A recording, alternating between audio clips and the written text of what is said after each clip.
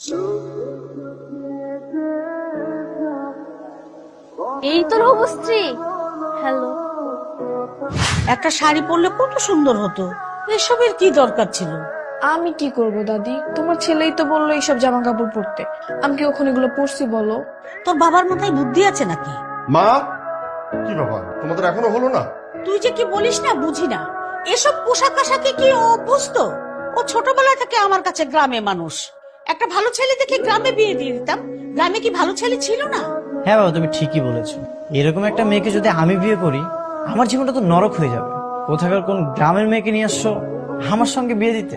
What a joke! যে মেয়ের বাবা তোমার অফিসের কর্মচারী, সে মেয়েকে আমি বিয়ে করব? তোমার বিজনেস পার্টনার হলেও তো একটা কথা ছিল। আশ্চর্য, লোকটা তো চাকরি করে, চুরি তো করে না। আর তুই তোর শ্বশুরের কাছে তো আর যৌতুক নিবি না। শোন, শহরে এসব উচ্ছৃঙ্খল মেয়েকে বিয়ে করার চাইতে গ্রামের সহজ সরল মেয়েকে বিয়ে করা হাজার গুণ ভালো। আসসালামু আলাইকুম, আমি মেঘলা। আপনি কি তাসিন সাহেব?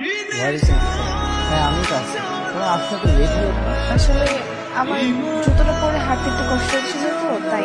তুমি তোমার গ্রামের মেয়ে, গ্রামে বড় হয়েছে, তোমার তো সব জুতো পরার নিয়ম না জানা দিতে দাঁড়িয়ে আছে।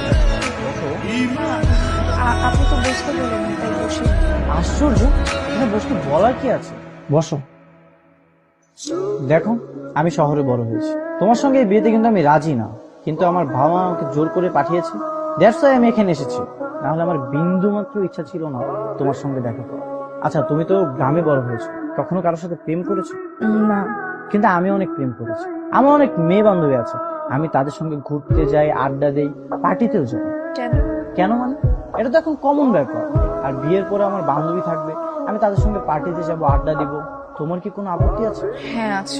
তাহলে তো এই বিয়েটা হবে না, কারণ আমি আমার এই অভ্যাসগুলো কখনোই চেঞ্জ করতে পারবো। তো তুমি বাসায় গিয়ে বলে দাও আমাকে তোমার পছন্দ হয়েছে কিনা। কিরে, ছেলে কেমন দেখলি? পছন্দ হয়েছে? হ্যাঁ, আমার তো খুব পছন্দ হয়েছে। হ্যাঁ, কি বলিস? শহরের এরকম লাফাঙ্গা ছেলে তো পছন্দ হয়ে গেল? হ্যাঁ, হতে পারে না? না, তা না। তুই ছেলেটাকে জিজ্ঞেস করেছিলি ওর কোনো প্রেম ছিল কিনা, কোনো গার্লফ্রেন্ড আছে কিনা? জিজ্ঞেস করেছিস? হ্যাঁ, বললো প্রেমিকা নাকি ছিল আগে, কিন্তু এখন নেই, তবে কিছু মেয়ে বান্ধবী আছে। ওই তো দেখলি, হ্যাঁ, বলেছিলাম না, মিলল তো। শোন, তোর বাবা এলে তুই বলবি এই ছেলেকে তোর পছন্দ। সেটা কোনো সমস্যা না দাদি। বাবা যেহেতু রাজি, তাই আমি এই ছেলেকে বিয়ে করবো। এত রাত হয়ে গেল, তাসিন এখনো বাসায় ফিরছে না। তাসিন, এদিকে আয়। কি ব্যাপার, সারাদিন কোথায় ছিলি?